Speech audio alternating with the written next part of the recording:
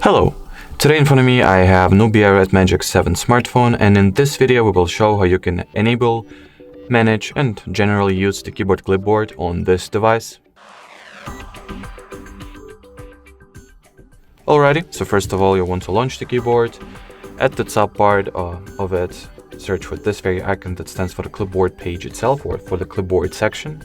At the clipboard page, turn on this toggle in order for the clipboard to be activated.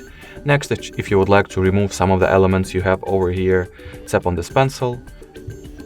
Then select what elements you would like to get rid of and simply tap on the trash bin. If you would like for anything to be added to the keyboard clipboard, just copy it.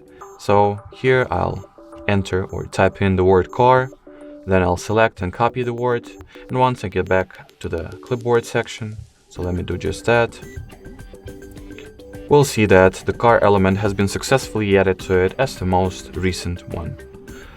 And from here, simply tap on the element that you would like to get pasted, and it will be respectively pasted into the typing bar that you have launched the keyboard with.